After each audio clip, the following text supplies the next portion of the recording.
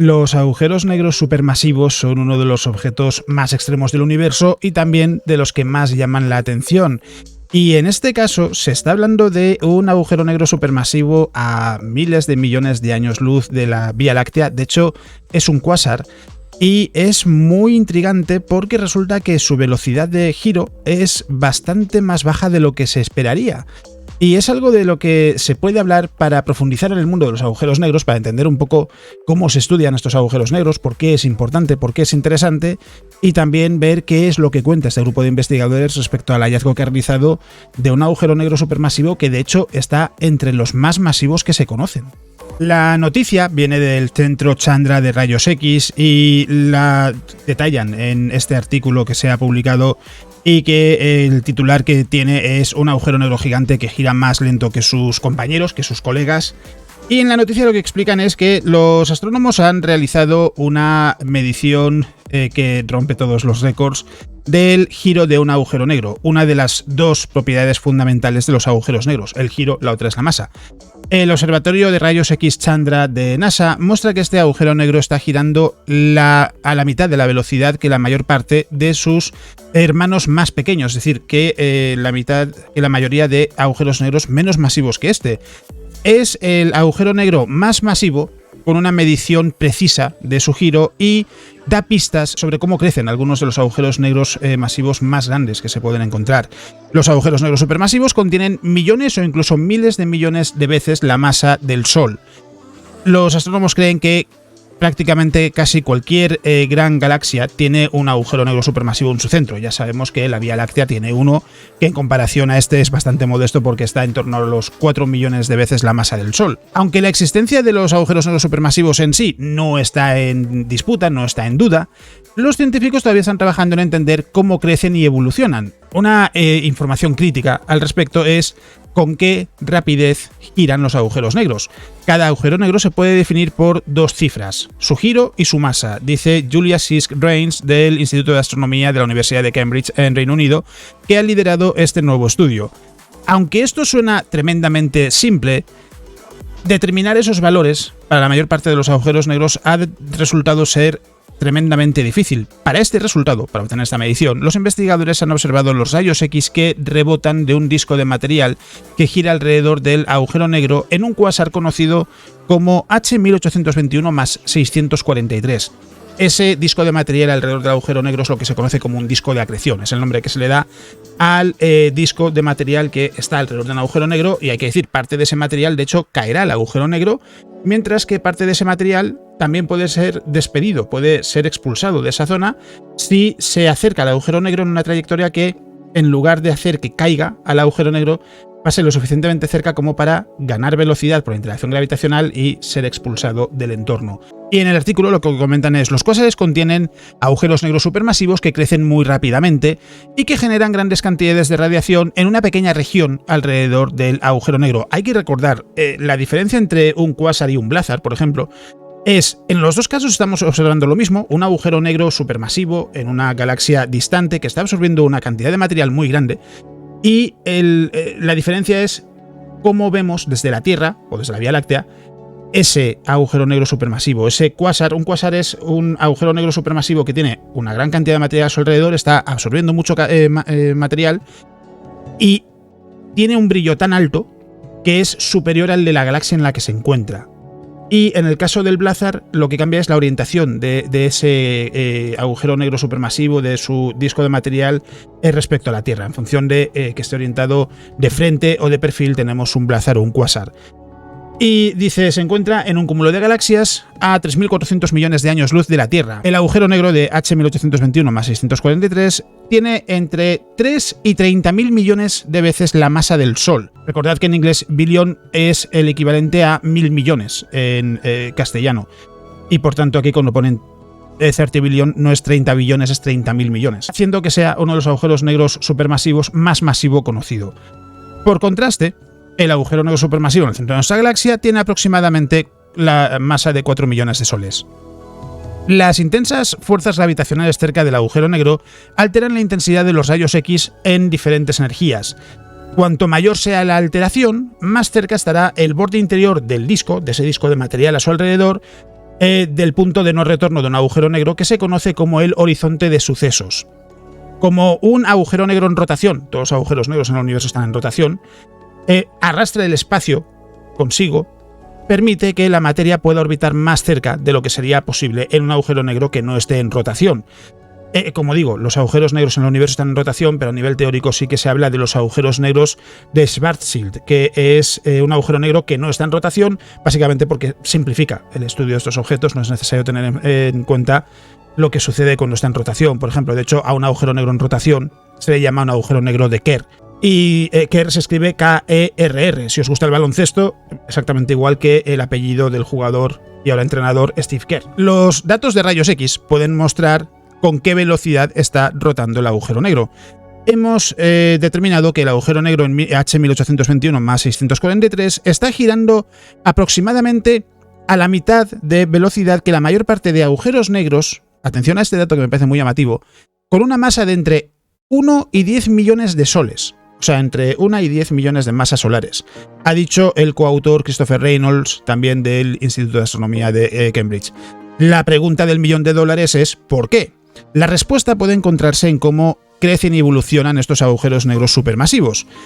Ese giro relativamente lento apoya la idea de que la mayoría de agujeros negros masivos, como H1821 más 643, experimentan la mayor parte de su crecimiento fusionándose con otros agujeros negros o por el gas que es arrastrado hacia el agujero negro, hacia el interior, desde direcciones al azar cuando sus grandes discos de material, esos discos de acreción, son perturbados. Los agujeros negros supermasivos que crecen de esta manera es probable que a menudo sufran grandes cambios en su giro, incluyendo ser frenados o incluso ser empujados en la dirección opuesta.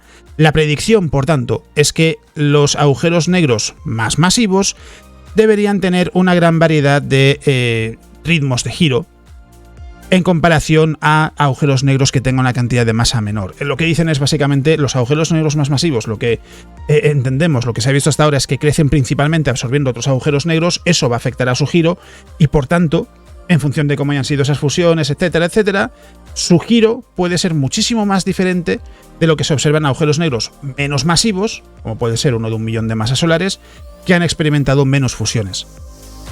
Por otro lado, los científicos esperan que esos agujeros negros menos masivos acumulen la mayor parte de masa del disco de gas que tienen a su alrededor, del disco de acreción.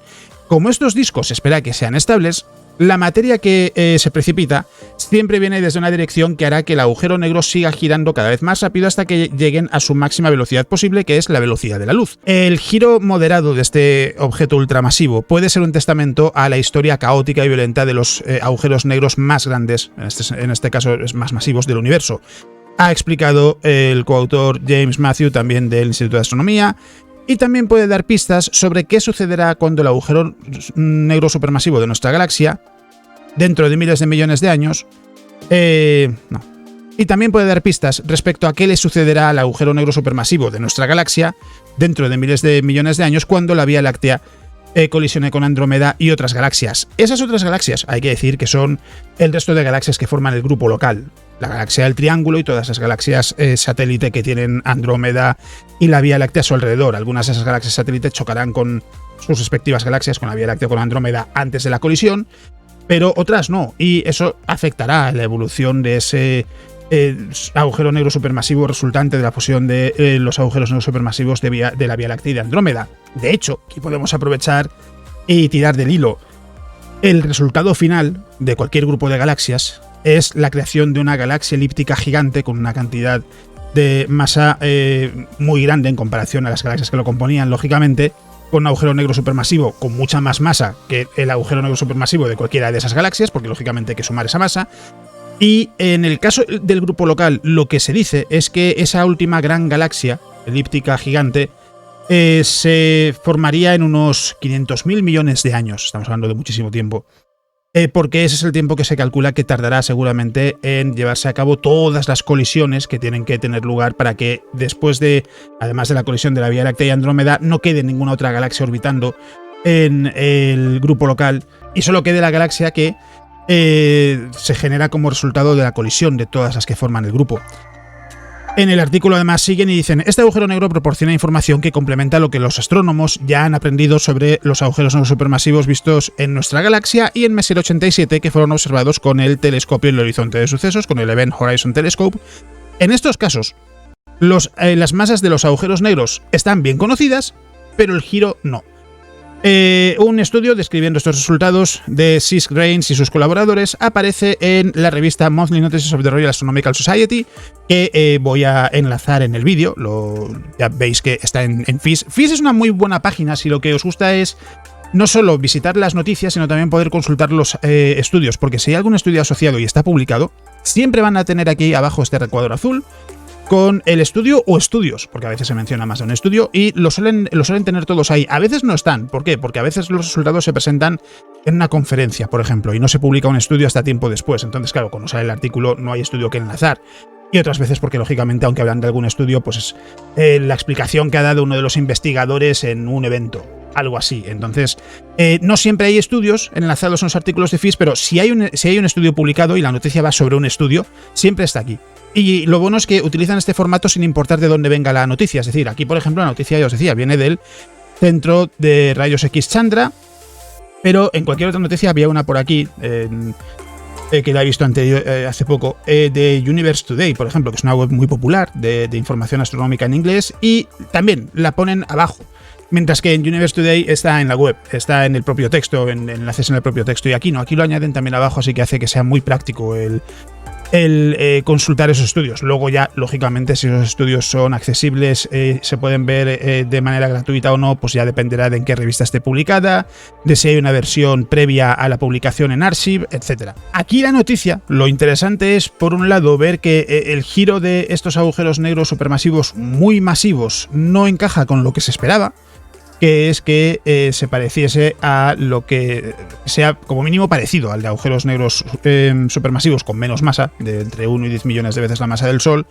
Y eso es interesante porque, lógicamente, lo que ayuda es a entender cómo evolucionan y cómo crecen, que es lo que se explicaba en el artículo. Es uno de los grandes retos, entender qué sucede con estos agujeros negros supermasivos, porque en el caso de un agujero negro cualquiera, en realidad, las colisiones con otros agujeros negros son posibles. Y aquí, cuando digo cualquiera, me refiero, por ejemplo, a los agujeros negros de masa estelar.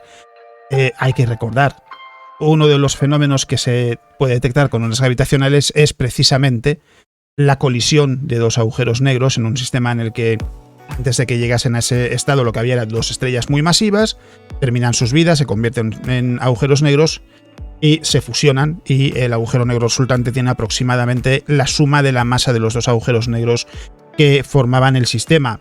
Se pierde parte de esa masa en forma de ondas gravitacionales. Y en el caso de los agujeros negros supermasivos, la diferencia es que no solo tienes esas colisiones, es que tienes también el disco de material que tienen a su alrededor, el disco de acreción.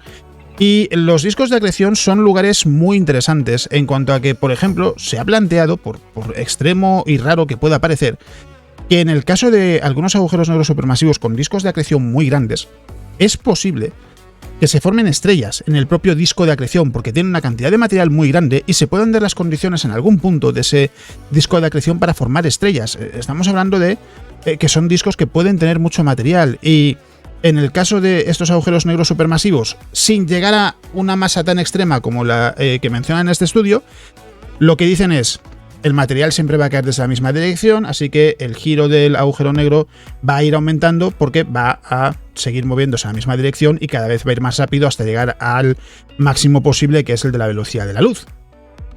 Pero en el caso de estos agujeros negros mucho más masivos, estamos hablando de, decían, entre 3.000 y 30.000 millones de veces la masa del Sol. Comparémoslo con los 4 millones de masas de Sagitario A estrella, del agujero negro supermasivo en el centro de la Vía Láctea. Estamos hablando de algo muchísimo más masivo, claro. Para llegar a esas cifras, la única explicación razonable es: ha absorbido otros agujeros negros supermasivos, ha habido otras colisiones entre galaxias. Y eso es lo que afecta al giro, porque ahí ya entran en escena otros factores como cómo se desarrollan esas colisiones.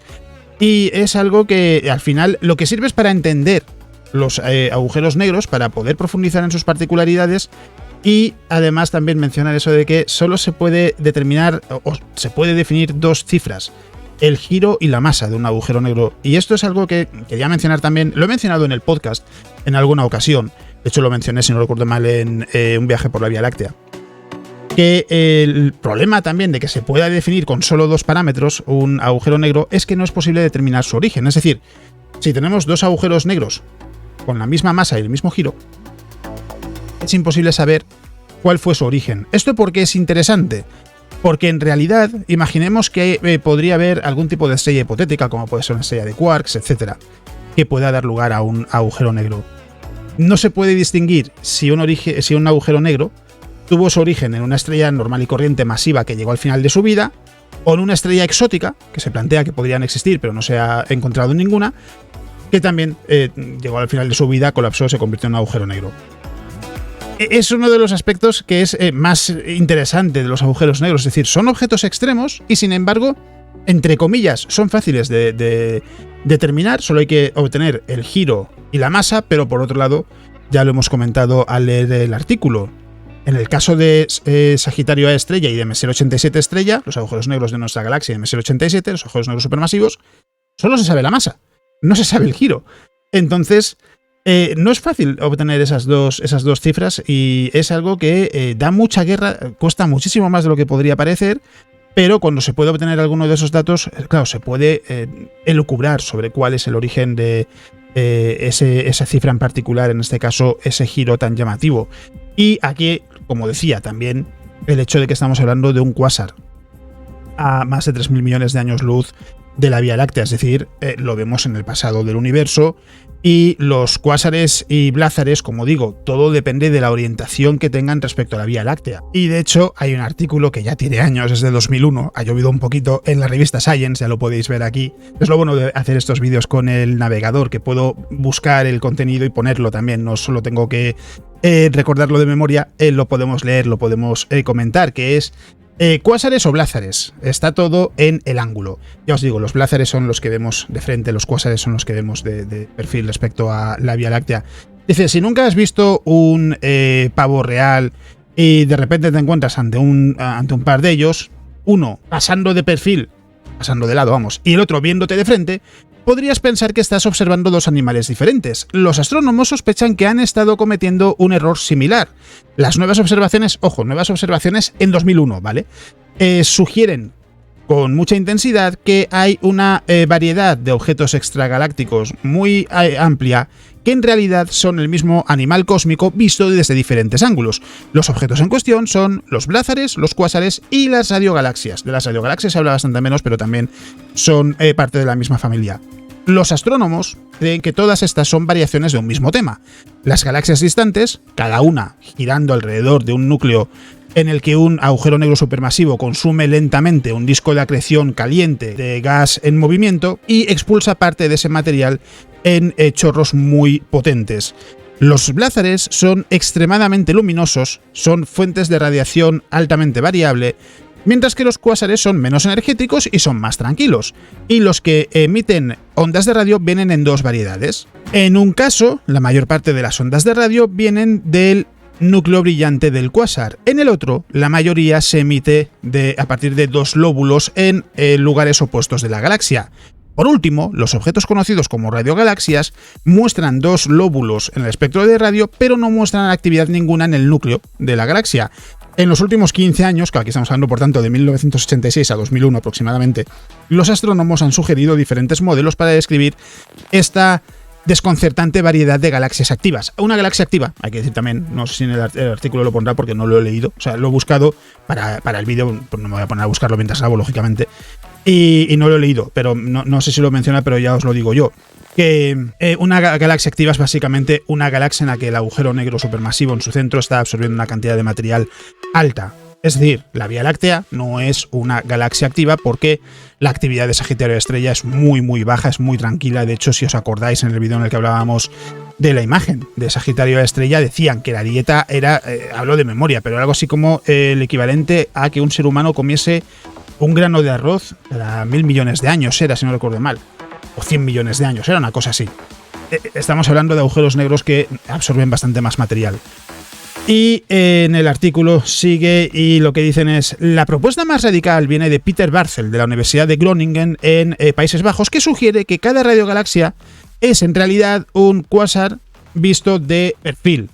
con su núcleo brillante oculto por un toro de polvo. Un toro, en este caso, es como una rosquilla o un donut, si lo preferís. Es el nombre que se le da a ese perfil, a esa forma. Y de hecho es también el nombre que se le da a un tipo de colonia orbital que se plantea desde hace años, que es el toro de Stanford.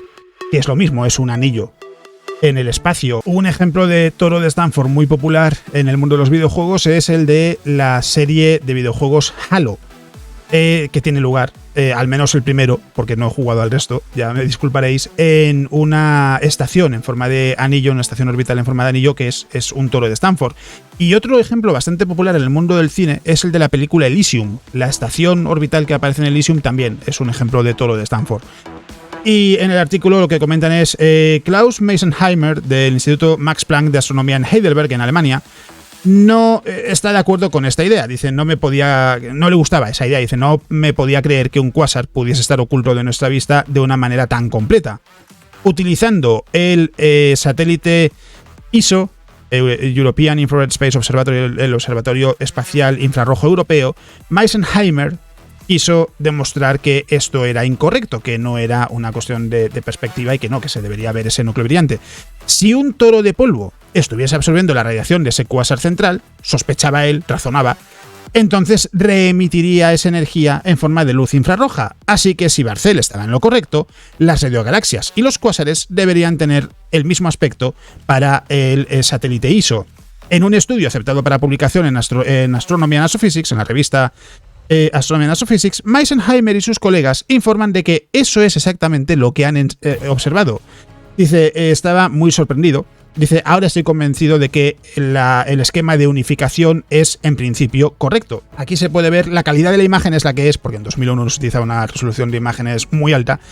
Ubicación del agujero negro supermasivo en el centro de la galaxia, lóbulo de radio en extremos opuestos, uno arriba, otro abajo, chorro relativista, es decir, el material que es el expulsado del entorno del agujero negro, las nubes de gas, el agujero negro supermasivo aquí en el centro, el disco de acreción caliente, el toro de polvo que mencionaban anteriormente, la radiogalaxia, y aquí pone ángulo de visión visto de perfil, cuásar oculto, es decir, una radiogalaxia, no se puede ver el cuásar porque está oculto por el toro de polvo, un cuásar que está dominado por un lóbulo de radio, o si se ve desde un lado en el que no nos encontremos con el toro de polvo, una galaxia con un núcleo dominado por el cuásar.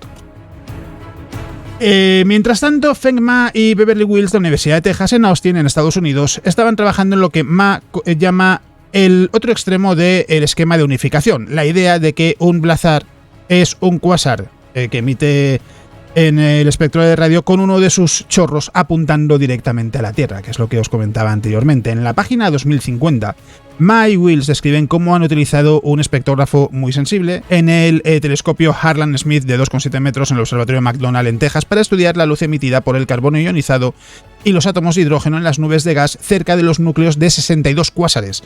Las emisiones están alimentadas por la radiación de esos cuásares. Comparando sus mediciones con las lecturas tomadas en los últimos 20 años, Ma y Wills encuentran que en muchos casos la fuerza relativa de las emisiones de carbono e hidrógeno muestran grandes variaciones, indicando que la fuente central varía tanto como lo hace un blazar. Su conclusión, en realidad no hay diferencia entre los cuásares y blázares que emiten en ondas de radio. Los blázares parecen más volátiles y variables simplemente porque los astrónomos están viendo sus chorros de material, los chorros de material que están expulsando, de frente. Hay un blázar oculto en cada cuásar que es alto, que es ruidoso en el espectro de radio, dice Feng Ma. Barcel dice que está encantado con los resultados, particularmente los de Ma y Wills. Los datos del satélite ISO son menos convincentes, dice, porque en muchos casos el grupo de Meisenheimer no podía detectar radiación infrarroja de las fuentes que han estudiado. Trabajando con su estudiante graduado Ilse van Bemmel, Barcel ha realizado observaciones más sensibles, indicando que los cuásares parecen ser, de media, algo más brillantes en el espectro infrarrojo que las radiogalaxias. Dice, pero esto se puede explicar con facilidad, suponiendo ciertas propiedades para ese toro de polvo que impide ver el núcleo. Meisenheimer también entiende y asegura que sus resultados son tentativas que son preliminares. Dice, pero es tan diferente de lo que esperaba que estoy convencido, decía Meisenheimer en ese artículo de 2001, y con la nueva evidencia del esquema de unificación que llega casi semanalmente, o sea, casi cada semana tenían una confirmación nueva, dice, parece que hay pocas dudas de que las galaxias activas que emiten ondas de radio son iguales, aunque algunos pavos reales cósmicos pueden ocultar sus espectaculares colas. Y es algo que también quería aprovechar, quería comentarlo, porque ya os digo, lo comenté en el podcast, en un viaje por la Vía Láctea, en el que hablamos con mucho detalle de los agujeros negros. De hecho, son 2 programas completos dedicados a agujeros negros supermasivos, agujeros negros de masa estelar, sus propiedades, etc. Y al leer esta noticia, lo pensaba, digo, puedo aprovechar y hablar de los agujeros negros supermasivos, de los cuásares, los blázares, porque este al final no deja de ser un cuásar, la noticia que os comentaba anteriormente, y así también aclarar esa duda. Y es algo que ya os digo, era una buena oportunidad para poder profundizar en el mundo de los agujeros negros, porque aquí en YouTube casi todos los vídeos que ha habido de agujeros negros son sobre noticias respecto a la masa, respecto a detecciones de ondas gravitacionales, la imagen de Sagitario a estrella, también en su momento de Messier 87 estrella, pero lo que es profundizar en sí sobre los agujeros negros no había hecho nada hasta ahora y me parecía que esta era una buena oportunidad para hacerlo. Así que, dicho esto, en realidad no me queda mucho más que añadir. Ya habréis visto que, como siempre, he ido añadiendo los recordatorios habituales a lo largo del vídeo, pero de todos modos, también os recuerdo que estoy en redes sociales, en el blog, en astrobitacara.com, que tengo las novelas, que tengo los libros de divulgación hacia las estrellas y más allá de las estrellas, tanto novelas, que son la saga de Ecos de un futuro distante, como los libros están en formato digital, que tenemos los directos en Twitch todos los días, menos los sábados de 10 de la noche a 2 de la madrugada en horario peninsular español, y que además tenemos un servidor de Discord. El enlace está en la descripción de este vídeo y de todos los que he ido publicando desde las últimas 2 semanas, una cosa así. Y que sois más que bienvenidos a uniros, porque aparte de poder estar al corriente de todo lo que hago, porque allí pongo los enlaces a los artículos del blog, del podcast, etcétera, también podéis conocer al resto de la comunidad, que hay cada vez más gente, somos más de 1000 personas ya en Discord, y además podéis estar en contacto conmigo también, porque además intento estar pendiente de Discord, porque es un lugar en el que es mucho más fácil, es solo una plataforma que tengo que mirar en vez de 17.000. Así que, si os gusta la idea, estáis más que invitados a pasaros por allí. Si no habéis oído nunca hablar de Discord, en realidad, si ya tenéis una edad, es como los antiguos chats de principios del siglo XXI, así que la idea es básicamente la misma. Y dicho esto, no quiero robaros más tiempo, así que lo que digo siempre, muchas gracias por estar ahí semana a semana, muchas gracias por vuestros comentarios, muchas gracias por el apoyo, porque hemos llegado ya a 50.000 suscriptores en el canal, y es algo que me parece una locura, no pensaba que fuese a suceder, y sin embargo, poco a poco el canal sigue sumando apoyos, y os doy las gracias por ello, os doy las gracias por todo ese apoyo. Y espero que el vídeo haya sido entretenido, gracias por haberlo elegido para pasar este rato, para haceros compañía, y lo que digo siempre, si estáis en fin de semana, que disfrutéis lo que quede de fin de semana. Si no estáis en fin de semana, espero que quede poco, como el vídeo este ya lo publico en julio. Si estáis de vacaciones, que disfrutéis de las vacaciones, y si no estáis todavía, pues espero que quede poco para las vacaciones, y no quiero robaros más tiempo, así que eso es todo lo que os quería contar en el vídeo de hoy. Nos vemos.